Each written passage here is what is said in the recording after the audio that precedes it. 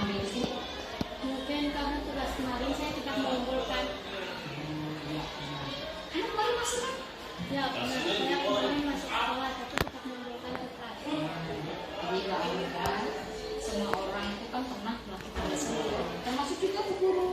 Namun setiap tindakan kita pasti kan ada alasannya. Nah kira-kira mengapa kamu tidak mengumpulkan tugas kemarin? Karena saya mengantuk semalam, saya mengerjakan tugas untuk kelima sampai jam 12 malam. Makanya saat jam 12 malam di rumah saya mengantuk. Kamu masih ingat keyakinan kelas kita? Masih. Kalau masih ingat, kira-kira apa yang akan kamu lakukan dan sudah sesuai belum dengan keyakinan kelas kita? Keyakinan kelas yang mana yang belum sesuai? Saya bertanggung jawab dan disiplin. Oke, nah, lalu apakah kamu punya solusi untuk masalah ini?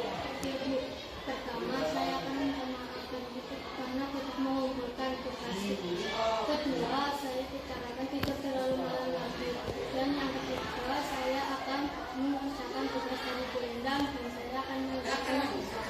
Oke, baik. Untuk apresiasi untuk tanggung jawab kamu. Dan saya tunggu besok pagi mengumpulkan tugas. Dan silakan kamu kembali ke kelas, ya. Terima kasih, Bu. Assalamualaikum warahmatullahi wabarakatuh. Yang terhormat Kepala SMP Negeri 2 Bangka, Bapak Rasidi SPD MPD, yang kami hormati segenap unsur pimpinan dan Bapak Ibu guru, berkehadiran Allah Subhanahu wa Ta'ala, karena pada pagi hari ini kita bisa dipertemukan di ruangan ini dalam rangka diseminasi di budaya positif di SMP Negeri 2 Bangka. Tak lupa sholawat serta salam kita curahkan kepada junjungan Nabi kita, Nabi Agung Nabi Muhammad SAW, yang akan kita nantikan syawalnya di hari kelak nanti. Bapak Ibu, hari ini kita berkumpul di sini dalam rangka diseminasi budaya positif. Jadi saya adalah CGP Angkatan 9.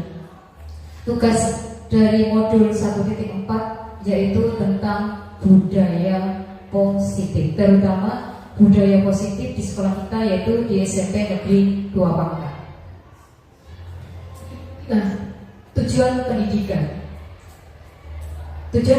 menurut Ki Hajar Dewantara itu adalah menuntut segala kodrat yang ada pada anak-anak agar mereka dapat mencapai keselamatan dan kebahagiaan yang setinggi-tingginya, baik sebagai manusia maupun sebagai anggota masyarakat. Oleh sebab itu, pendidik itu hanya dapat menuntun tumbuh atau hidupnya kekuatan kodrat yang ada pada anak-anak agar dapat memperbaiki lakunya, bukan dasarnya, hidup dan tumbuhnya kekuatan kodrat anak. Jadi begini Bapak Ibu, jadi pendidik itu ibaratnya itu seperti petani atau tukang kebun. Ibarat petani itu kan ketika akan menanam, benih itu sudah ada, kemudian disemaikan. Nah, biji itu akan tumbuh baik atau tidak, itu nanti ditentukan juga oleh Pak petani tersebut dalam memberikan pencahayaannya cukup tidak, kemudian airnya cukup atau tidak, pupuknya cukup atau tidak. Sehingga sama seperti anak didik kita. Anak didik kita itu ibaratnya adalah biji, disekolahkan di sini. Kemudian nanti Bapak Ibu guru itu kan ibaratnya petani. Bagaimana supaya bisa menuntun anak. Kita tidak bisa sekarang kita memaksakan anak harus begini, anak harus sesuai dengan keinginan guru, itu tidak bisa. Jadi menuntun di sini adalah hanya membimbing, tidak bisa memaksakan sesuai dengan keinginan Bapak Ibu guru. Sehingga betul kemarin di kurikulum Merdeka itu ada yang namanya diferensiasi ya. Karena dengan adanya untuk pembelajaran berdiferensiasi itu kan ada tes diagnostik. Itu untuk menentukan bahwa oh ini loh anak yang setelah dites itu kan nanti ada oh ini anak yang butuh perhatian, yang tinggi, yang sedang atau yang cukup. Itu definisi dari menuntun. Ki Hajar Dewantara itu kita mungkin kenal dengan adanya yang trikon, kemudian ada asas-asas yang lain. Di sini ada misalkan ada olah pikir, ada olah karsa, ada olah hati dan ada olahraga. Disinilah nanti sekarang kita adalah guru yang sekarang itu adalah merdeka belajar, di mana nanti kita itu menganut dari filosofi Ki Hajar Dewantara. Kemudian yang nanti akan kita bahas ini adalah budaya positif. Budaya positif ini merupakan perwujudan dari nilai-nilai atau keyakinan universal yang diterapkan di sekolah. Budaya positif di sekolah yaitu nilai dan kebiasaan di sekolah yang berpihak pada murid agar mereka dapat berkembang menjadi pribadi yang kritis, penuh hormat, dan bertanggung jawab sesuai dengan profil pelajar Pancasila. Sepertinya di SMP 2 Pangkal untuk budaya positif sudah dilaksanakan ya Bapak Ibu. Seperti kalau pagi-pagi ya, apa boleh deh kalau pagi-pagi? Jadi setiap pagi itu kalau dari awal mulai dari anak berangkat kita di pintu gerbang itu sudah berjabatan tangan, kemudian ada yang periksa kuku ya, periksa kuku, kemudian mengecek kerapian anak, ya kemudian kita masuk ke kelas juga sama. Yang sudah kita lakukan adalah berbaris terlebih dahulu di depan kelas, kemudian baru nanti kita berjabatan tangan, anak kemudian masuk ke kelas. Setelah itu budaya positif kita adalah membaca Quran atau tadarus selama 15 menit di hari Senin dan hari Kamis gitu ya. Hari Kamis itu sebelum kita memulai pelajaran ada tadarus. Kemudian di hari Sabtu kita ada kegiatan literasi. Itu sudah merupakan budaya positif, dan mohon ini budaya-budaya yang seperti ini tetap kita lakukan agar anak-anak itu nanti mempunyai karakter yang disiplin. Nah, konsep inti budaya positif itu apa saja?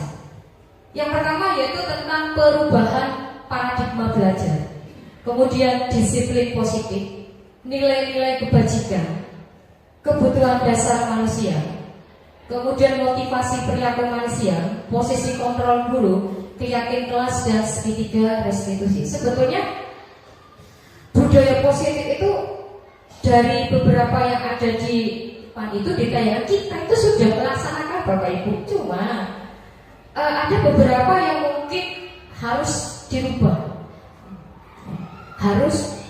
Kita tidak bisa merubah langsung harus seperti filosofi Bapak Ki Hajar Dewantara, itu tidak. Kita pelan-pelan, karena merubah 100% itu tidak mungkin, apalagi kita tahu kondisi sekolah kita, kondisi anak-anak kita yang inputnya itu hanya cukup saja. Tapi kita tidak juga bisa menyalahkan, dasarnya anaknya sudah seperti itu. Kita tidak bisa, karena tugas guru tadi adalah menuntut supaya anak itu bisa mencapai kebahagiaan yang setinggi-tingginya. Dan tugas kita juga adalah bahwa anak itu mempunyai karakter. Karakter apa? Karakter profil pelajar Pancasila.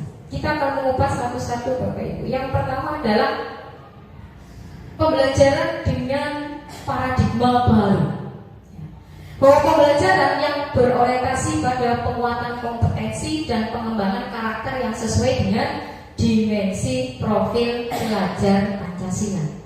Nah, prinsip pembelajaran paradigma baru ini adalah satu, mempertimbangkan kebutuhan capaian belajar murid saat ini.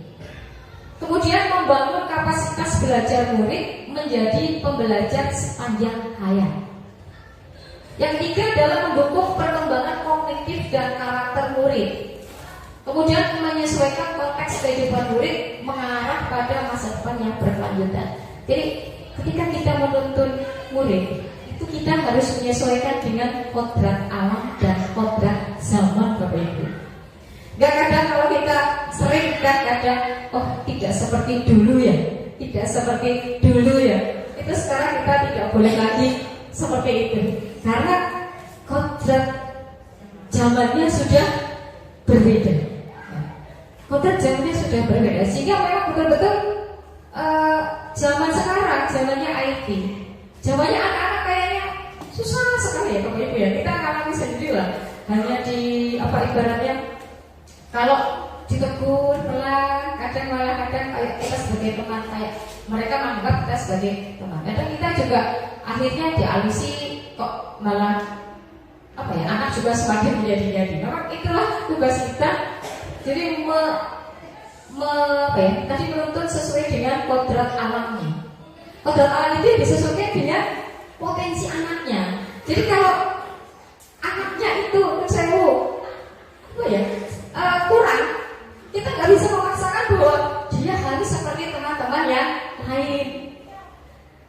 Kan kita awal masuk ada tes diagnostik. Nah dari tes itu nanti kan kita ngerti, oh ini si anak kok rendah. Kalau rendah berarti nanti kita tidak bisa menuntut anak untuk seperti temannya.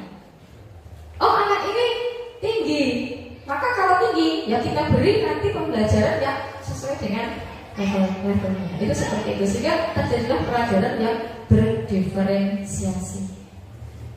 Jadi kalau kita selalu mengatakan tadi ya, saya masih ingat dulu, karena gini Bapak Ibu, ternyata bahwa kenangan kita selama di sekolah itu akan selalu terpatri. Contoh, saya yakin Bapak Ibu pernah mengalami misalkan ketika SD, SMP dibully, pasti sampai saat ini pun masih teringat-ingat. Sehingga kita sebagai guru jangan sampai nanti punya kesan ketika anak sudah lulus masih mengingat mungkin yang negatif tentang gurunya. Apalagi kalau kita sampai menghukum anak dengan fisik, itu akan sangat-sangat berkesan sekali. Berkesannya dalam area negatif. Saya masih ingat Bapak Ibu guru dulu, kalau zaman SMA dulu kan supaya mendisiplinkan pakainya kekerasan ya. Kekerasan saya ingat di SMA. Sampai sekarang pun saya masih ingat. Jadi kalau ingat Pak Guru A, yang teringat adalah oh dia dulu pernah memukul saya.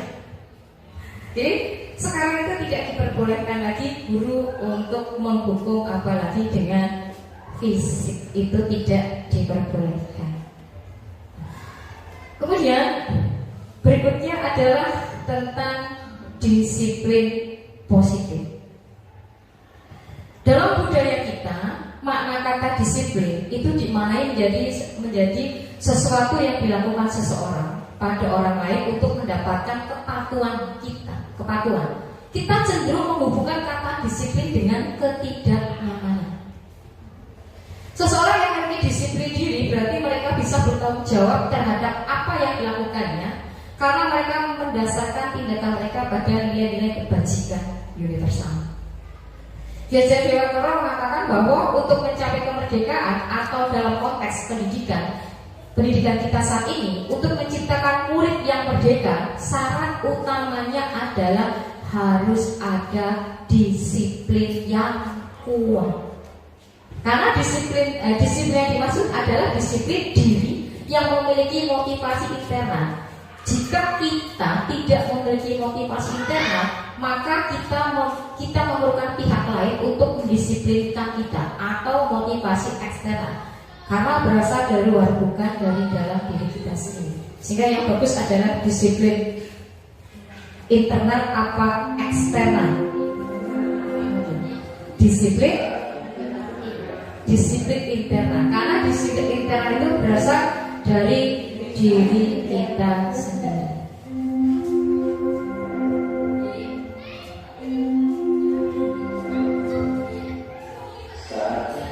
Kemudian nilai-nilai kebajikan. Nilai-nilai kebajikan adalah sifat-sifat positif manusia yang merupakan tujuan mulia yang ingin dicapai oleh setiap individu. Nilai-nilai kebajikan ini ada sebetulnya pada profil pelajar Pancasila. Saya yakin Bapak Ibu guru di sini sudah mengerti nilai-nilai apa saja yang ada pada profil pelajar Pancasila. Jadi kebajikan di sini ada dari profil pelajar Pancasila, ada dari Ibu Primarius. Tetapi karena di sekolah kita adalah kurikulum merdeka, maka kita memakainya adalah yang dari profil pelajar Pancasila. Dan saya yakin sudah diterapkan dalam kehidupan sehari-hari di sini. Saya yakin Bapak Ibu guru yang namanya disiplin sudah menerapkannya. Karena tadi dari awal siswa masuk, kemudian dari awal, kemudian mau mulai pelajaran, Bapak Ibu guru kan akan selalu mengabsen pun, itu adalah salah satu dari sikap disiplin. Nah, kemudian kebutuhan dasar manusia. Untuk membangun budaya sekolah yang positif dengan lingkungan yang aman, yang mendukung murid menjadi pribadi yang berbudaya, seimbang dan bahagia, salah satu upaya yang dapat dilakukan oleh guru adalah memahami kebutuhan dasar yang mendasari perilaku murid. Yang pertama adalah ada 5 kebutuhan dasar Bapak Ibu guru. Yang pertama yaitu kebutuhan untuk bertahan hidup, survival. Kemudian yang kedua adalah kebutuhan cinta dan kasih sayang. Yang ketiga kebutuhan kebebasan. Keempat kesenangan. 5 kekuasaan. Maksudnya begini Bapak Ibu, ketika kita di kelas, misalkan di kelas, anak kok membuat suatu masalah, sebetulnya kan anak ada yang cari perhatian ya. Nah, kalau anak membuat masalah, ternyata setelah kita bertanya-tanya, kita selidiki, oh di rumahnya ternyata misalkan bapak ibunya tidak ada di rumah, biasanya mereka caper cari perhatian. Berarti kan sebetulnya ketika dia bermasalah, maka kebutuhan dasarnya yang kurang itu adalah cinta dan kasih sayang. Jadi kita sekarang harus memetakan anak. Oh, ini bocah misalkan kok di rumah ada bapak ibunya, tapi kok di sini kok kayaknya ikut pelajaran, tapi kok semuanya keluar. Nah, mungkin setelah ditanya, kamu kok kenapa senangnya kok keluar pelajaran? Mungkin dia butuh kebebasan. Iya. Atau ya tadi kebebasan apa? Kebebasan misalkan sudah jenuh di kelas, berarti bapak ibu gurunya harus berpikir biar anak-anak tidak jenuh bagaimana ya. Nah iya betul Bu ini bilang bahwa ada kegiatan ice breaking ya. Sehingga memang kita sebagai guru ya harus bisa di kelas itu bagaimana caranya murid itu senang akan pelajaran kita. Jadi pertama dari misalkan memilih metodenya, tadi kita harus memetakan sebetulnya anak itu pengennya apa sih? Apalagi kalau siang-siang, oh bosen Bu, kalau bosen kita tanya, kamu inginnya apa? Kalau anak biasanya inginnya malah game terus ya Bu ini ya. Oke lah sekali-kali, monggo. Tapi kan game itu atau ice breaking itu kan ada yang memang mendidik, ya. Ada yang memang hanya untuk sekedar refreshing, ada yang memang dihubungkan dengan belajar atau biar untuk fokus dulu. Kalau lama-lama paling hanya 2 menit, 3 menit, kayaknya anak itu akan kembali senang dan akan kembali fokus untuk mengikuti pelajaran. Itu 5 kebutuhan dasar manusia. Nah kemudian motivasi perilaku manusia. Ada 3 motivasi perilaku manusia. Yang pertama yaitu untuk menghindari ketidaknyamanan atau hukuman. Maksudnya ketika anak berbuat baik atau misalkan kita sebagai guru memberikan tugas, anak itu kan ada yang saya kerjakan daripada nanti dihukum. Jika anak itu mengerjakan, tetapi motivasinya adalah untuk menghindari ketidaknyamanan atau hukuman. Yang kedua adalah untuk mendapatkan imbalan atau penghargaan dari orang lain. Kemudian yang ketiga adalah untuk menjadi orang yang mereka inginkan dan menghargai diri sendiri dengan nilai-nilai yang mereka percaya. Nah, dari 3 bentuk motivasi perilaku yang sekarang sebagai dalam kurikulum merdeka, yang mana coba Bapak Ibu? Yang menurut panjenengan itu motivasi dari 3-tiganya itu yang mana yang sesuai dengan kurikulum merdeka? Monggo Bu Mei mungkin bisa menyampaikan pendapatnya. Apakah untuk menghindari ketidaknyamanan dari motivasi 3 motivasi itu yang sesuai dengan zaman sekarang itu yang mana Bu? Apakah yang pertama kita sebagai guru itu harusnya yang bagaimana? Supaya anak itu ketika mengerjakan sesuatu itu tidak hanya kerjakan supaya nanti saya diberi pujian. Saya mau mengerjakan supaya nanti saya tidak dihukum. Kalau tidak dihukum atau diberi pujian, berarti kan motivasi intrinsiknya kan bukan murni ya Bapak Ibu guru ya. Hanya karena dia ingin mendapatkan pujian supaya Bu Guru tidak marah. Yang paling bagus bukan Bapak Ibu? Iya betul. Yang paling bagus adalah yang ketiga, yaitu untuk menjadi orang yang mereka inginkan dan menghargai diri sendiri. Ya. Jadi apapun itu sebetulnya yang memang kesadaran, berarti kan kesadaran anaknya. Sulit memang untuk membuat anak itu sadar akan dirinya. Ketika kita memberikan tugas, kalau kita sadar bahwa saya pelajar, ada tugas dari Bapak Ibu guru, saya kerjakan, ya, maka itu sudah menjadi kebiasaan. Tapi kadang kita sulit ya, karena yang kita lakukan sekarang pun belum bisa 100% yang ketiga. Kebanyakan kan yang pertama ya Bapak Ibu guru ya. Saya yakin kita masih sebagian besar itu masih yang pertama. Ya. Ketika kita memberikan sesuatu, pasti kadang kerjakan, kumpulkan sekarang. Kalau tidak, besok nanti 2 kali lipatnya. Itu masih seperti itu. Nah, untuk perubahan tadi, makanya kan tadi ada perubahan paradigma perubahan. Jadi perubahan ini tidak semua Bapak Ibu. Kita bertahap, kita tidak bisa karena memang kondisi anak-anak kita juga kan seperti itu. Saya yakin, saya saja yang alami sendiri. Saya ngajar di kelas 7, kadang materi yang saya sampaikan malah sedikit, tetapi yang paling banyak adalah menasehati, yang istilahnya karakter ya Bapak Ibu ya, karakter dari anak SD ke anak SMP. Kayak setiap hari ada masalah yang lapor, Pak, Bu, ini teman-teman saya sukanya membuli, manggil nama bapaknya. Jadi setiap hari itu urusannya seperti itu terus. Jadi saya tidak diskriminasi ini, saya tidak harus berubah 100%, tidak. Kami hanya mengibaskan, kami hanya mendiskriminasikan yang materi yang saya dapatkan. Mudah-mudahan ini nanti akan berguna dan bisa diterapkan sedikit demi sedikit di SMP Negeri 2 Pangkal. Okay.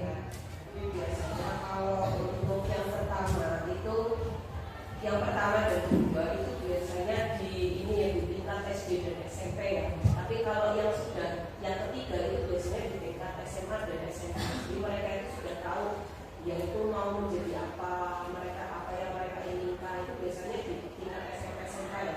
Tapi kalau yang untuk yang pertama dan kedua itu masih di tingkat SD SMP, biasanya masih ada. Makanya kan saya bilang kita sulit karena kan tadi di SMP kita sendiri inputnya anak-anak kita kan lebih dari 50%, bahkan 79% kan bapak ibunya kan juga tidak di rumah. Kebanyakan mereka dititipkan atau mungkin juga ada pun mereka pagi-pagi sudah mencari nafkah ya jam 6. Jadi memang anak itu kalau mengerjakan sesuatu hanya tadi untuk menghindari ketidaknyamanan atau hukuman. Maka saya bilang tidak bisa kita 100%. Maka kan kita hanya pelan-pelan bertahap. Kalau mencapai yang ideal itu yang ketiga, yang ideal. Tetapi kembali lagi memang tadi keadaan yang seperti itu, sehingga mungkin kita hanya adalah perubahan. Mungkin kita mengharapkan yang ketiga, tapi tadi dengan pelan-pelan Bu. Saya pun tidak bisa langsung ketiga, tidak bisa, karena selama ini kalau kita memberi tugas pun pasti harus besok dikumpulkan. Kalau tidak ada kata besok dikumpul, langsung dikumpulkan. Anak-anak kan tidak akan mengerjakan, tidak akan mengerjakan. Sehingga kita masih memakai yang satu, kemudian yang kedua yaitu tadi mendapatkan imbalan. Artinya kalau mengerjakan kan, nilainya bagus ya. Tapi tadi kalau yang ideal adalah yang ketiga. Ya mudah-mudahan kita nanti bisa lah dengan pelan-pelan kita bisa ketiga, walaupun tidak semua anak, tapi paling tidak dari mungkin 32 anak kita bisa menyadarkan 2 atau 5 anak. Nah, kemudian ini yang sering kita lakukan, yaitu yang selama ini dulu kita sering lakukan adalah tentang hukuman dan penghargaan. Jadi tindakan terhadap suatu pelanggaran pada umumnya berbentuk hukuman atau konsekuensi. Dalam modul 1.4 ini diperkenalkan program disiplin positif yang dinamakan restitusi. Restitusi adalah proses penciptaan kondisi bagi murid untuk memperbaiki kesalahan mereka, sehingga mereka bisa kembali pada kelompok mereka dengan karakter yang lebih kuat. Restitusi juga merupakan proses kolaboratif yang mengajarkan murid untuk mencari solusi untuk masalah mereka dan membantu murid berpikir tentang orang seperti apa yang mereka inginkan dan bagaimana mereka harus memperlakukan orang lain. Ini adalah materi baru mungkin yang saya yakin Bapak Ibu pun mungkin baru mendengar. Sebetulnya dalam pelaksanaannya sudah ya, kayaknya sudah, tetapi mungkin masih dalam setiap restitusi masih kurang karena ada tahapan, biasanya tahap yang 3 yang belum dilaksanakan. Jadi restitusi ini yang mungkin yang dalam kurikulum mereka ini harus kita terapkan. Tidak ada lagi nanti hukuman. Tidak ada lagi kita nanti memberikan hukuman, apalagi memberikan hukuman fisik. Sudah tidak diperbolehkan lagi karena kita tahu di surat kabar pun kemarin yang baru-baru ya Bapak Ibu paksa Pak Akbar guru agama karena tidak mau melaksanakan sholat ditegur, kemudian ternyata gurunya yang disalahkan dan kemarin lagi beritanya kan viral sekali. Sehingga mohon Bapak Ibu di sini juga kalau memang ada anak-anak yang tadi luar biasa sekali, jangan sampai kita hilang, jangan sampai kita sampai ke fisik Bapak Ibu, karena memang apapun kesalahan siswa kita harus bisa mengontrol karena banyak kasus sudah guru malah yang disalahkan. Sekarang bedanya apa sih? Hukuman, konsekuensi, dan restitusi. Hukuman itu adalah identitas gagal Bapak Ibu. Jadi Bapak Ibu bisa melihat di tafsir bahwa ketika kita memberi hukuman itu dampaknya memang ada, misalkan murid anak belajar menyembunyikan kesalahan. Kalau konsekuensi murid atau anak belajar taat peraturan. Kalau restitusi murid atau anak belajar memecahkan masalah. Nah, dari 3 itu sebetulnya mungkin kalau hukuman dengan adanya kurikulum merdeka kita sudah mengurangi ya Bu. Kita sudah benar-benar sekarang saya lihat juga alhamdulillah di SMP Negeri Dewa Pakar tidak ada lagi yang anak-anak disuruh lari-lari ke lapangan, kayaknya tidak ada lagi ya. Tidak ada lagi. Tidak ada menghukum anak tidak ikut upacara menghormat bendera 1 jam, sepertinya tidak ada lagi. Kalau dulu saya masih ingat kalau tidak ikut upacara 17 Agustus besoknya dihukum menghormat bendera 1 jam. Kalau kita terlambat, misalkan mau terlambat, disuruh lari-lari keliling lapangan 3 kali putaran. Nah, sekarang sudah tidak ada lagi yang seperti itu. Di SMP kita alhamdulillah Bapak Ibu gurunya sudah tidak melaksanakan lagi hukuman fisik, sudah tidak ada lagi. Kemudian antara identitas sukses untuk disiplin itu ada 2. Ada konsekuensi dan ada restitusi. Mungkin yang sering kita gunakan ya konsekuensi. Ya, yang konsekuensi. Kita masih menggunakan yang konsekuensi. Kebanyakan konsekuensi. Restitusi masih jarang kita gunakan. Ya, dimana kalau konsekuensi itu disitu bisa melihat bahwa pada konsekuensi kalau pada hukuman mencoba mengontrol anak dengan penguatan negatif, membayar impas kesalahan. Kalau yang konsekuensi mencoba mengontrol anak dengan penguatan positif. Tetapi kalau dengan restitusi, anak paham bahwa dirinya sendiri yang pegang kendali atau kontrol. Jadi yang kita harapkan itu Yang ketiga, ya sekarang kalau kita dihadapkan suatu masalah baik di kelas ataupun di sekolah, kita nanti sudah harus terbiasa dengan yang namanya restitusi. Nanti ada segitiga restitusi. Bagaimana nanti si anak itu dia akan mengakui sendiri kesalahannya. Kita tidak usah mencari, tidak usah menunjuk bahwa kamu salah, kamu ini tidak usah. Nanti anak akan tahu, dan anak nanti dengan restitusi akan membangun dirinya sendiri, akan mengakui, dan dia akan mencari solusinya sendiri. Nah, kalau kita sudah ada restitusi, maka sebelumnya kita harus membuat suatu keyakinan kelas terlebih dahulu. Nanti saya terangkan dulu materinya, nanti setelah itu kita akan saling sharing, kita akan berdiskusi. Panjenengan nanti saya kenalkan dulu apa itu hukuman, konsekuensi, restitusi, apa itu 3 posisi kontrol guru. Sehingga nanti ketika menjawab, kita berdiskusi akan paham sebetulnya kita itu guru itu harus seperti apa. Nah, 5 posisi kontrol guru sekarang. Posisi kontrol guru, satu yaitu penghukum. Yang kedua adalah membuat orang merasa bersalah. Yang ketiga adalah teman. Yang keempat monitor atau pemantau. Yang kelima adalah manajer.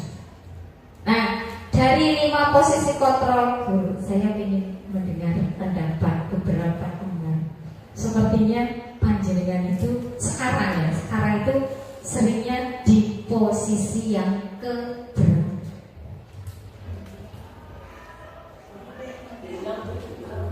Ya, penghukum. Seseorang penghukum bisa menggunakan bukan fisik maupun verbal, membuat orang merasa bersalah. Biasanya guru akan bersuara lebih lembut. Kemudian teman, guru pada posisi ini tidak akan menyakiti murid, namun akan tetap berupaya mengontrol murid melalui persuasi.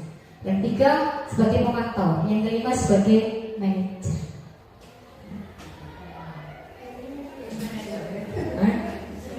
Itu yang paling bagus. Maksudnya posisi kontrol kita saat ini yang sebenarnya biasanya yang kedua. Oh enggak, Bu Mei, ke depan Bu Mei. Ini Bu Mei. Oh enggak. Kita tidak mulai dulu Bapak Ibu. Kita sharing dulu. Kita tidak usah malu dengan mengakui bahwa kita ada di posisi 1 mungkin. Ya, terima kasih. Untuk saya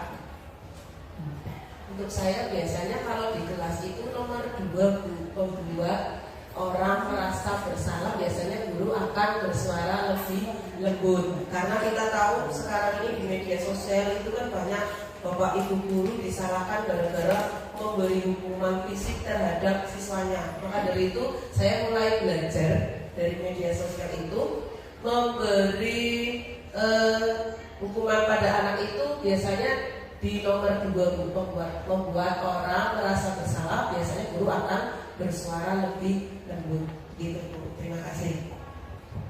Terima kasih Bu Baik pendapatnya. Mungkin ada yang lain. Dikontrol berapa posisi kontrol kita? Kita tidak mengharapkan ideal dulu Bapak Ibu. Ya, di sini kita kebiasaan kita seperti apa? Sehingga setelah kita tahu bahwa posisi saya seperti ini, nanti kita akan diskusi lagi. Oh sebaiknya ini. Nanti kita akan berusaha untuk memperbaiki posisi kontrol kita dulu. Bu Dewi mungkin. Nah, Bu Dewi, nggak apa-apa. Dulu pada saya jadi penghukum baru. Udah apa-apa ya. Saya pernah jadi penghukum. Memang kalau anak itu tidak mengerjakan PR, suruh mengerjakan di luar supaya anak itu tahu bahwa dia harus mengerjakan PR. Kemudian, tapi sebagai penghukum mulai saya berani karena jadi menurut kurikulum Merdeka kan kita tidak boleh sebagai penghukum. Kemudian saya juga pemantau juga pernah saya. Jadi tidak hanya sebagai yang tadi Bu Mei katakan sebagai membuat suara, melembutkan suara sehingga anak merasa bersalah. Saya sudah pernah melakukan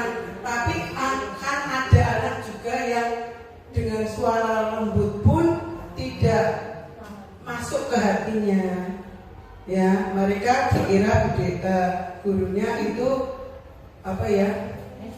Gurunya emang seperti itu. Kemudian saya juga pernah berposisi sebagai teman.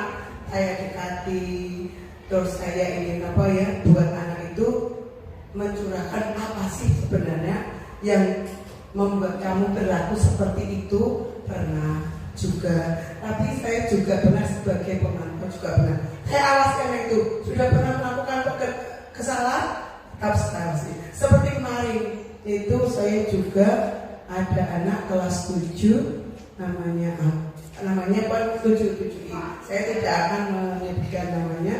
Itu juga anaknya juga perlu anaknya itu saya pantau, saya awasi perkembangan tingkah lakunya, karena kita kan yang dipentingkan karakter, karena karakternya dia itu harus dipantau memang.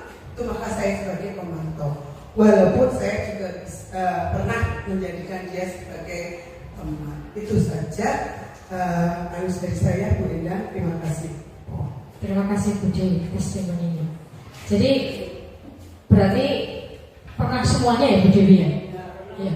Belum pernah sebagai manajer. Ya. Jadi kita sebagai guru sebetulnya mungkin pernah semuanya dulu. Ketika belum kurikulum merdeka, kedudukan kita biasanya satu, kalau nggak satu dua seringnya kita. Jadi kalau aku tidak mengerjakan, awas kalau tidak mengerjakan. Itu kata-kata seperti itu sudah menghukum Bapak Ibu. Jadi dengan hanya bahasa kata-kata, kumpulkan, besok harus dikumpulkan. Itu verbal, itu berarti sudah menunjukkan bahwa itu adalah posisi menghukum. Jadi patuhi aturan saya atau awas nanti, itu sudah merupakan posisi penghukum. Tetapi kalau membuat orang bersalah, mungkin bahasanya agak lembut sedikit. Misalkan, Bapak sangat kecewa dengan kamu. Kenapa sih kamu seperti itu? Nah, itu kan ada si guru itu bilang Bapak sangat kecewa. Berarti kan siswa nanti akan merasa, ya Allah, ternyata gurunya seperti itu. Gitu loh. Berarti itu yang namanya membuat orang merasa bersalah. Tapi yang kalau kadang ya nggak boleh ngerti ya Bapak Ibu. Mungkin saya kalau sudah Bu Mariatul tadi akan bilang seperti itu. Kadang kita sering ya, kasihan loh Bapak, kasihan loh Bapak, kasihan loh Bu Guru, mau kamu jangan seperti itu. Kita sudah sering melakukan. Itu namanya memberi rasa bersalah. Tapi kan kadang murid-murid kita sangat luar biasa sekali, sehingga walaupun kita mengatakan seperti itu kayaknya apa ya, nggak kena ya Bu ya. Sehingga mungkin kita akhirnya daripada kedua ke satu saja dengan kata-kata patuhi aturan, awas kalau tidak mengumpulkan. Ya.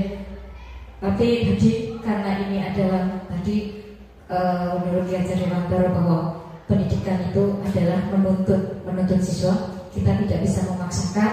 Maka tadi kebiasaan mungkin yang dulu kita lakukan, kita sudah harus mulai mengubahnya Bapak Ibu.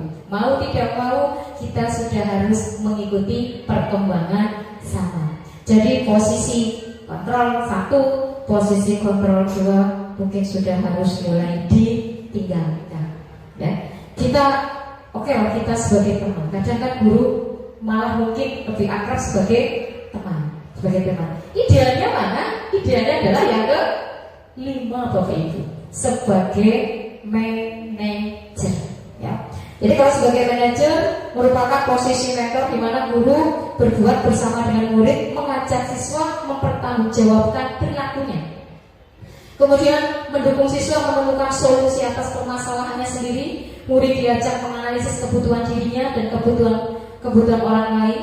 Yang penting adalah ada kolaborasi dengan siswa. Jadi ketika kita menjadi manajer, anak kita dudukkan, kita diskusi. Jadi ada betul-betul kita ada kolaborasi. Misalkan anak kita dudukkan, misalkan kita tanya, apa yang kamu yakini? Jika kamu meyakini ini, apakah kamu bersedia memperbaiki? Itu seperti itu. Walaupun saya yakin sulit sekali. Kadang kita akan melangkah saja, mau melakukan seperti itu saja. Kadang-kadang, bisa enggak ya murid-murid kita ya? Tapi tadi Bapak Ibu jangan pesimis, kita harus optimis. ya perubahan sekecil apapun, itu juga sudah merupakan bentuk dari sebuah suatu perubahan. Ya. Yang tadinya mungkin panjenengan menghukum, tidak lagi, karena posisi kita sebagai teman lah yang ketiga. Ya, jadi posisi penghukum kita yang selama ini mungkin beberapa kita sering melakukan sudah mulai kita hilangkan. Kalau kita memang belum bisa sebagai manajer, paling tidak kita bisa sebagai teman atau sebagai pemantau. Idealnya adalah sebagai manajer. Ya, mudah-mudahan kadang kita sebagai manajer, mungkin kadang kita juga bisa sebagai pemantau.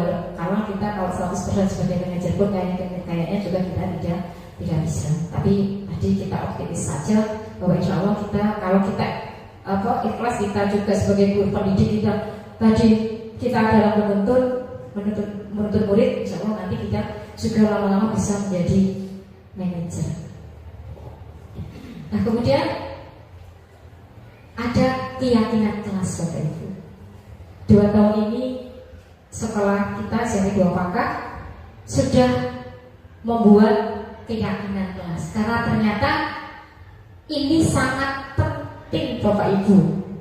Dan setiap kelas harus ada yang namanya keyakinan kelas.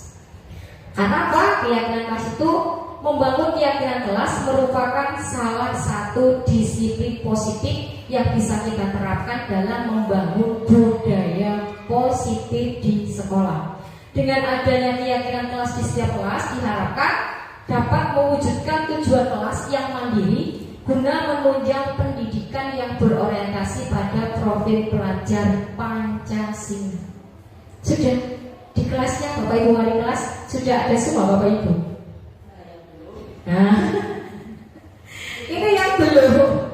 Ini sudah harus. Kemarin ada Bu Mei, saya melihat di kelas 7 apa itu? Ada, tapi masih di lemari. Ini nanti tugasnya kayaknya Bu Mei ini sebagai kaur kesiswaan dalam rangka Adiwiyata. Kita akan di semester 2 ada lomba Adiwiyata sekolah ya Bu Mei. Itu saya harapkan Bapak Ibu wali kelas di sini mohon tolong keyakinan kelas yang sudah dibuat itu ditempel. Dan kalau nanti ada masih beberapa yang salah atau perlu diperbaiki saja Bapak Ibu, kan tidak apa-apa. Karena begini Bapak Ibu, keyakinan kelas itu kan dari siswa ya, kemudian nanti keyakinan kelas itu bersifat lebih abstrak daripada peraturan yang lebih rinci dan konkret. Keyakinan kelas berupa pernyataan universal. Pernyataan keyakinan kelas senantiasa dibuat dalam bentuk positif Bapak Ibu. Karena kemarin saya melihat ada beberapa yang masih negatif. Negatif kan misalkan tidak dilarang, itu masih ada. Ya. Jadi mohon ini juga nanti bisa disampaikan ke teman-teman. Jadi kalau membuat keyakinan kelas itu pernyataannya itu dibuat dalam bentuk positif. Keyakinan kelas hendaknya tidak terlalu banyak sehingga mudah diingat dan dipahami oleh semua warga kelas. Keyakinan kelas sebaiknya sesuatu yang dapat diterapkan di lingkungan tersebut. Kemarin sudah saya melihat itu sudah betul kok. Bapak Ibu wali kelas masuk, anak kan disuruh menulis sendiri. Apa yang kamu inginkan di kelas ini supaya kelasnya menjadi nyaman? Silakan anak menulis. Cuma tadi beberapa saya lihat juga masih ada pernyataan yang negatif. Ada menggunakan negatif tadi yang dilarang membuang sampah. Di kelas apa ya? Buatlah kata-kata itu menjadi kata yang positif. Buanglah sampah pada tempatnya. Membuang sampah pada tempatnya. Itu malah lebih bagus Bapak Ibu. Ya boleh dirasai bagus itu apa Bu? Kasihannya. Oh betul ya, 100 untuk Belaswati. Ya kasihanilah sampah ya tercecer. Kemudian mungkin kelas tenang, pembelajaran menyenangkan, mungkin bisa seperti itu. Jadi jangan. Kemudian juga saya melihat ada beberapa yang masih memberi sanksi Bapak Ibu. Masih ada beberapa saya lihat itu di kelas 7 apa itu lihat loh, kok ada sanksi ya? Kenapa ada sanksi? Katanya, Bu, itu kan kesepakatan dari semua siswa. Walaupun kesepakatan dari semua siswa tidak boleh menuliskan sanksi Bapak Ibu. Ada kemarin sanksinya apa? Ada bayar denda. Walaupun nanti bayar dendanya adalah masuk ke kas kelas. Tidak boleh Bapak Ibu. Karena apa?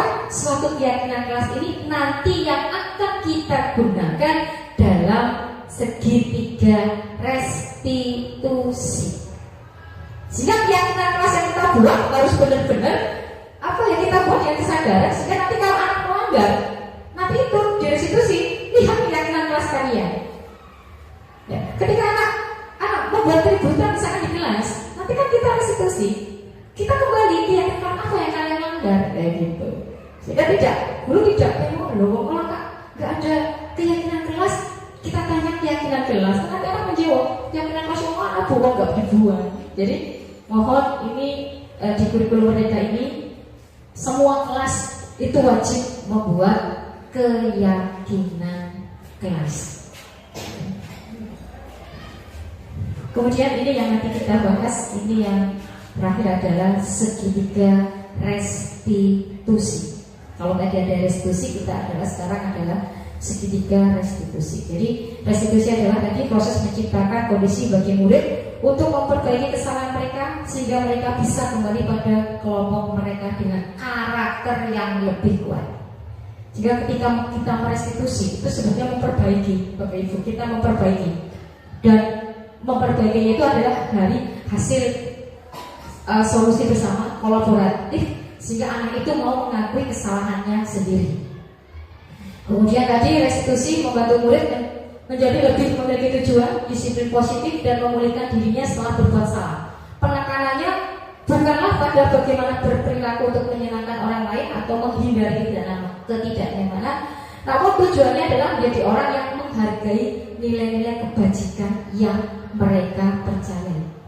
Ini bentuk segitiga restitusi teman-teman. Jadi segitiga restitusi nanti pertama itu adalah menstabilkan. Jadi menstabilkan identitas. Jadi ketika anak berbuat salah, itu kita panggil dulu. Kita tidak boleh memanggil di hadapan teman-temannya Bapak Ibu, sama saja kita mempermalukan itu. Jadi kalau misalkan anak berbuat salah, kita cari tempat yang agak tidak ada teman-temannya di situ, kita panggil, kita tanyai dulu Bapak Ibu. Kita menstabilkan identitas dulu. Setiap orang kalau anak berbuat salah biasanya nanti ini kita juga gurunya kan bilang setiap orang pasti pernah melakukan kesalahan. Kamu bukan satu-satunya orang yang berbuat salah. Sehingga kalau dia anaknya kan akhirnya jadi nyaman. Oh iya ya, bu guru saja sudah bisa berbuat salah. Itu namanya menstabilkan identitas dulu. Nah setelah menstabilkan identitas, baru yang kedua adalah validasi tindakan yang salah. Validasi tindakan yang salah itu bisa di situ adalah kamu tentunya punya alasan mengapa melakukan itu. Jadi ketika kamu berbuat salah misalkan anak kau tidak mengerjakan tugas gitu, katanya gitu loh, kamu kemarin kemana? Ini bu misalkan. Nah kita menstabilkan dulu kenapa melakukan kesalahan seperti itu. Ya semua orang pernah melakukan kesalahan, kita juga guru itu namanya menstabilkan. Kemudian tadi yang kedua adalah validasi tindakan yang salah. Ya, kamu tentunya punya alasan mengapa melakukan seperti itu. Anak-anak akan bercerita, iya bu, saya melakukan seperti karena begini. Setelah anak bercerita orang itu, kemudian baru yang ketiga adalah menanyakan keyakinan. Keyakinan apa? Keyakinan kelas Bapak Ibu. Jadi ketika anak tadi misalkan tidak mengerjakan tugas, di keyakinan kelas ada, misalkan tugas mengumpulkan tugas tepat waktu. Nah, jadi kita tinggal menanyakan, berarti kamu keyakinan kelas apa yang kamu langgar? Keyakinan kelas yang ini bu. Nah, kalau sudah melanggar keyakinan kelas ini, apa yang kamu lakukan? Kita hanya seperti itu. Nah, nanti kan anak akan, ya bu saya melanggar, harusnya saya begini. Itu harapan dari segitiga restitusi. Harapannya seperti itu. Jadi ketika bermasalah, kita sekarang sudah mulai menerapkan segitiga restitusi. Kayaknya kita sudah menerapkan belum Bapak Ibu? Kita sudah. Tapi biasanya baru tahap. Iya, benar. Kita sudah pernah. Saya yakin Bapak Ibu melakukan. Tapi baru tahap 1 dan tahap 2. Tahap 3 kita belum. Iya,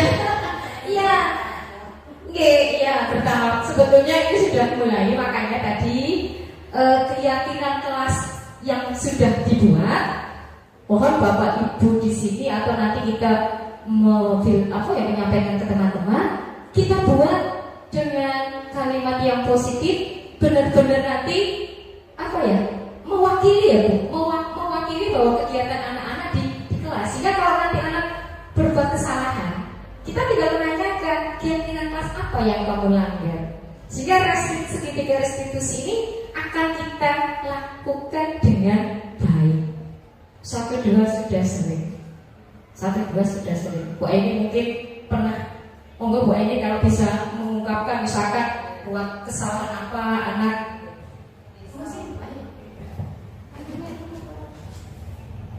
Misalkan yang paling sering kita temui adalah ketika anak itu tidak melakukan piket tiap hari kan, dia melakukan piket kan, kenapa tidak melakukan piket kan, karena datangnya kesiangan dan sebagainya. Dan ini memang lebih enaknya kalau ada kegiatan kelas, misalkan dibuat kegiatan kelas menjaga kebersihan dan kegiatan kelas bersama-sama atau bersama menjaga keindahan dan kelas. Jadi kan kita harus kompak dengan grup piket kita. Kalau misalkan tugasnya hari Senin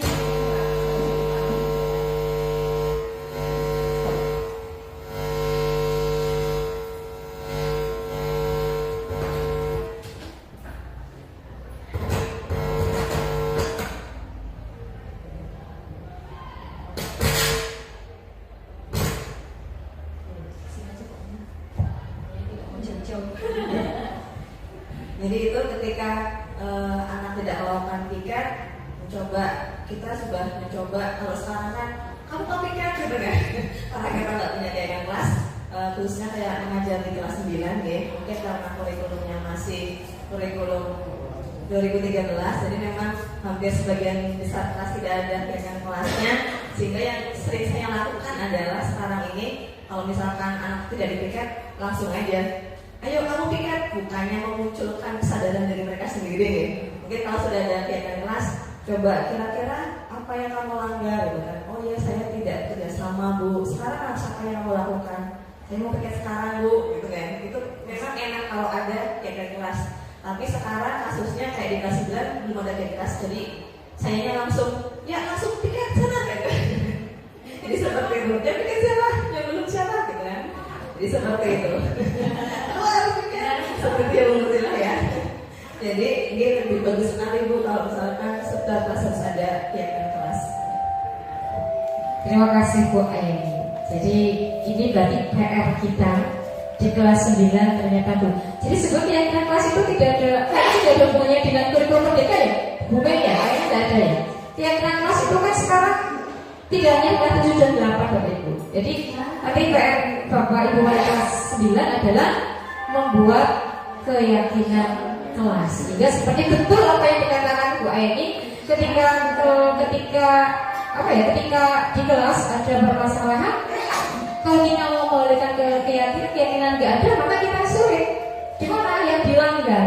Sehingga monggo kita bersama-sama nanti membuat suatu keyakinan kelas yang memang nanti betul-betul akan kita gunakan. Kita gunakan nanti dalam segitiga restitusi kalau anak membuat suatu kesalahan. Itu seperti itu. Supaya nanti Bapak Ibu lebih paham lagi, saya ada suatu kasus Bapak Ibu. Suatu kasus Bapak Ibu.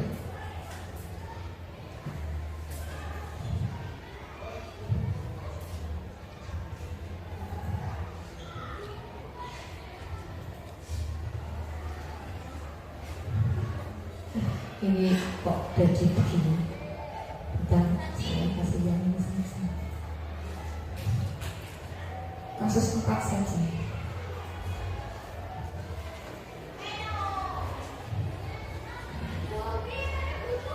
Ini sisa benar. Kalau saya kosong benar, yang gampang saja pakai ini.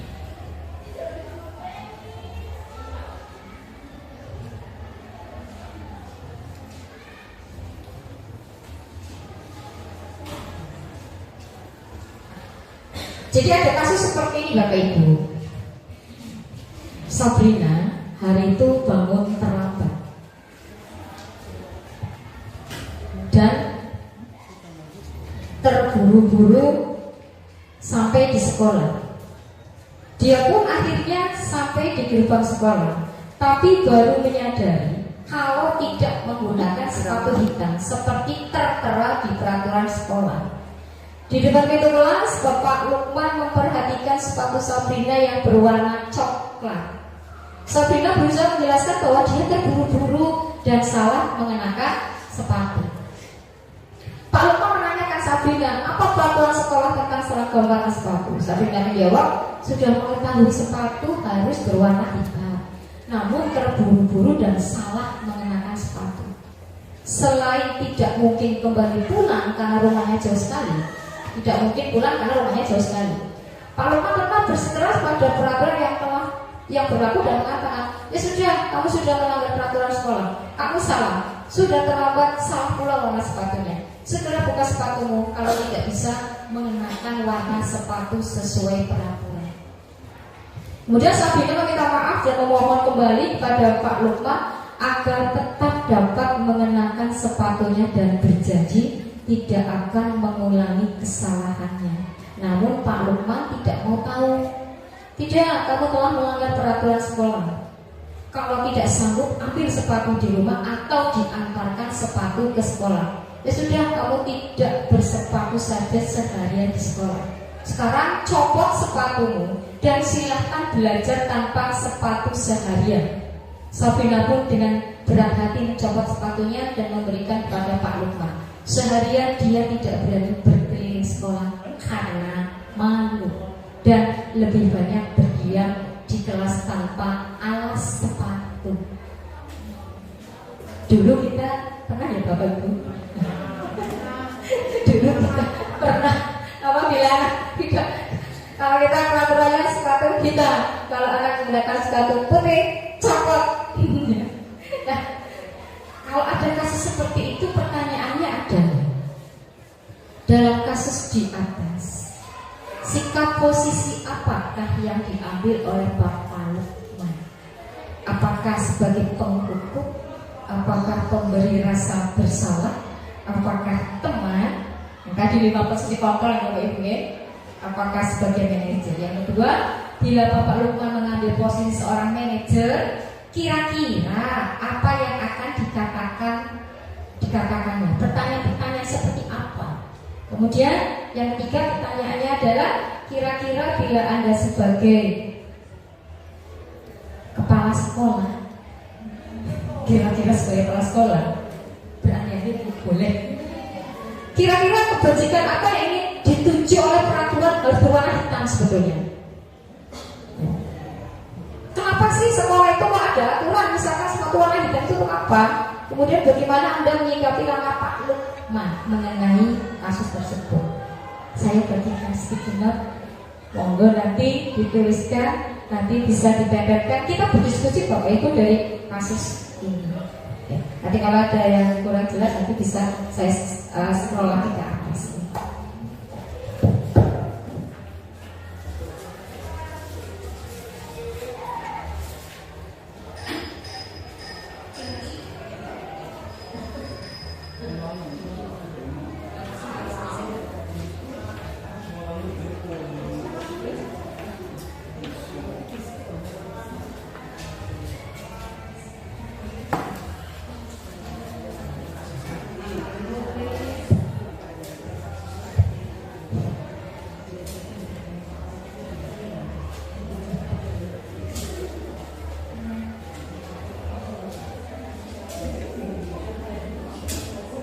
Ini baca kasus saja ya, dari tadi ada kasus. Jadi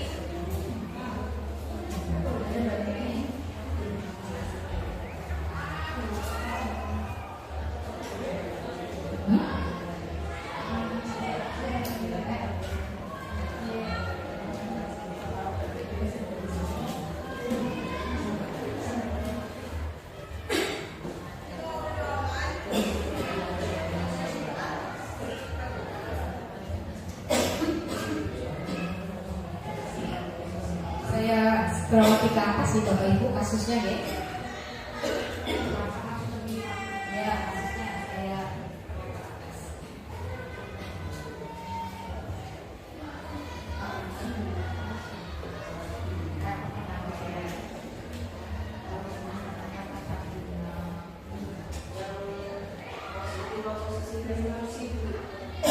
yang di posisinya.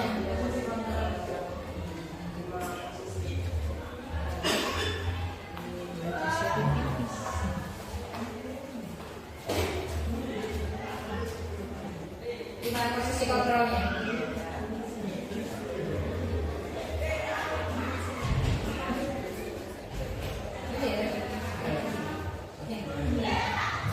Jadi lima posisi kontrol. Oh,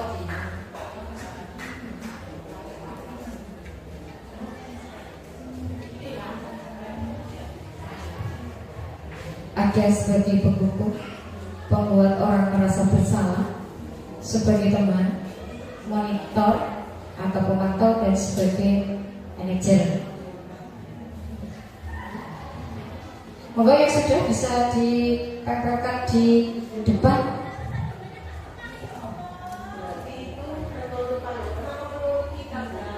Menurut kasusnya, iya. Berarti perbuatannya Pak Lukman tadi loh Bu.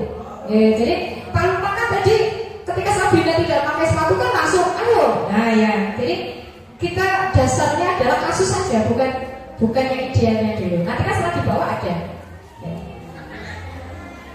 Pertanyaan yang kedua, saya ganti lagi.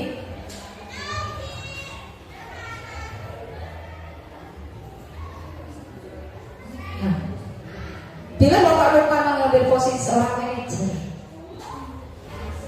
seorang manajer itu jadi kalau seorang manajer itu bisa dengan pertanyaan, apa yang kita yakini, apa yang kamu yakini.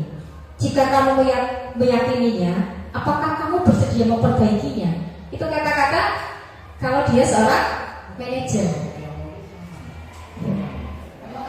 Jadi begini, posisi penghukum itu contohnya begini: patuhi aturan saya atau awas nanti, atau kamu selalu saja salah. Itu posisi penghukum.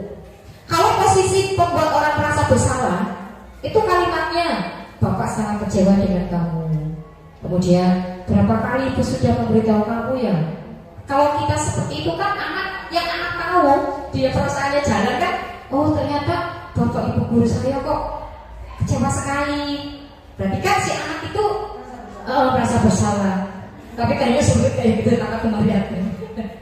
Kemudian posisi teman. Kalau posisi teman itu, ayo bantulah demi Ibu. Misalkan kamu kok jangan keluar kalau gurunya tidak ada, kasihan Bu Guru, ayolah bantu Bu Guru. Nah itu sebagai posisi sebagai teman. Tapi kalau sebagai monitor, itu biasanya peraturannya apa? Apa yang telah kamu lakukan? Beda dengan manajer. Kalau manajer itu ada kolaborasi antara siswa dengan guru. Yaitu tadi, jika kamu meyakininya, apa kamu bersedia memperbaikinya. Itu posisi sebagai manajer.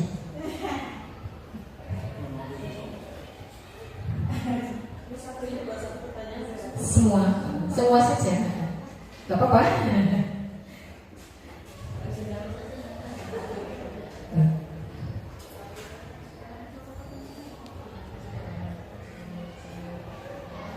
Yang sudah, monggo bisa ditempelkan di depan.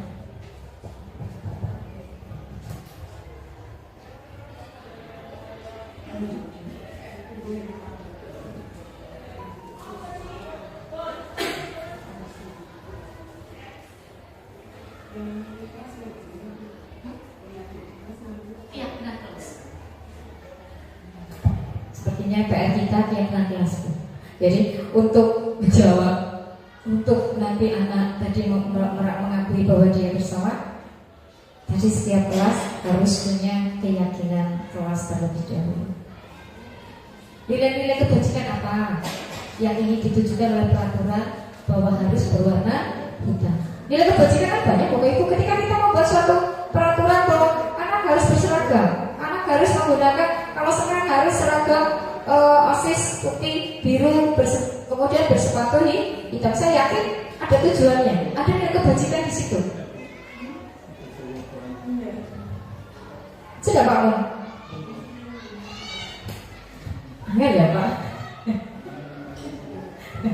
Ya, ketika kita sudah menjawab, ada kan ayat tadi, hanya tinggal memilih Pak Lukman itu apakah sebagai penghukum, apakah sebagai pemberi rasa bersama.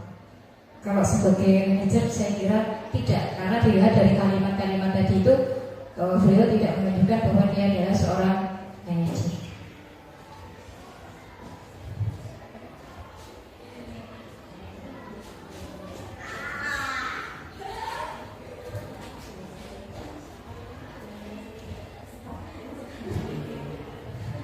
Sudah umur, gak apa-apa, kakak saja Bu di depan. Gak apa-apa. Gak apa-apa pakai apa ini?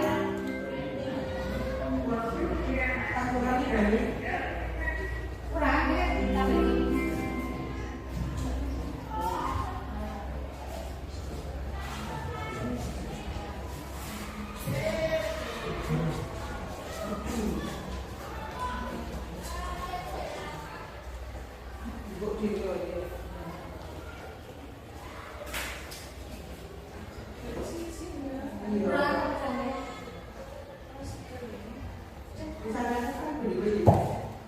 sudah dikepet aja Pak Mun.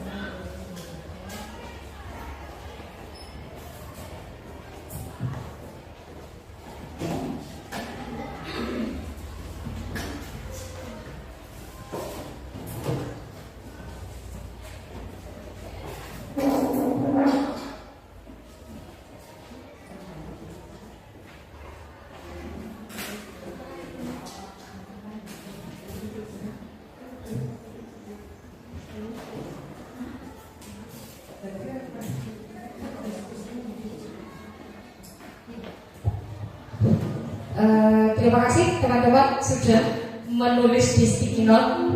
Ya. Oke, saya lihat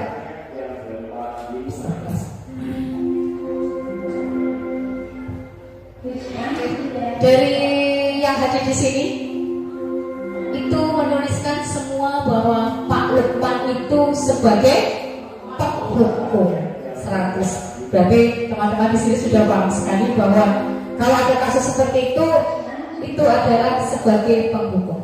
Kenapa sebagai penghukum? Saya yakin teman-teman juga sudah melihat bahwa di situ ada kata-kata, ya sudah, kamu sudah melanggar peraturan sekolah, kamu salah, sudah terlambat, salah pula warna sepatunya. Kemudian di situ malah menyuruh, tidak, kamu telah melanggar peraturan sekolah, kamu tidak sanggup ambil sepatu, maka tadi si Sabrina disuruh melepas sepatunya. Itu adalah penghukum. Kemudian pertanyaan berikutnya tadi, bila Pak Lukman posisi seorang manajer, kira-kira apa yang akan dikatakannya? Nah, di sini sudah ada kalimat sebagai manajer, apakah kamu sudah memahami keyakinan kelas yang sudah dibuat bersama? Kemudian juga ada yang Sabrina, kamu yakin apa yang harusnya kamu lakukan? Jika kamu meyakini, apakah kamu mau memperbaikinya? Ya betul, kalau seorang manajer itu memang harus seperti itu. Kita harus menanyakan. Kemudian nanti ada kolaborasi antara siswa dan gurunya. Kemudian nilai kebajikan apa yang ingin dituju oleh peraturan yang berwarna hitam? Saya yakin nilai kebajikan disiplin. Ya. Kemudian bagaimana Anda menyikapinya yang lain Pak Lukman? Pak Lukman ya tidak boleh sebagai penghukum. Jadi Pak Lukman harus sebagai manajer. Ya Bapak Ibu. Tadi dengan kasus ini saya pandangan tadi saya lihat semua sudah betul. Semoga apa yang sudah saya sampaikan di diseminasi hari ini bisa kita pelan-pelan SMP Negeri 2 Pangkah bisa mengadakan perubahan sekecil apapun perubahan akan membuat nanti perubahan yang besar pula pada siswa. Dan kita adalah tadi keyakinan kelas, terutama di kelas 9, mohon untuk dibuat karena itu nanti adanya untuk kita menanyakan di segitiga restitusi. Sebelum saya akhiri, mohon untuk refleksi siang hari ini, Bu Mei, refleksinya.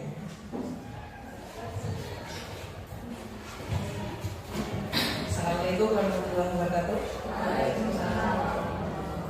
Refleksi kita hari ini, kita sudah belajar bahwa yang namanya guru sebagai pendidik, kita ingat bahwa menurut Ki Hajar Dewantara, yang namanya siswa itu seperti benih.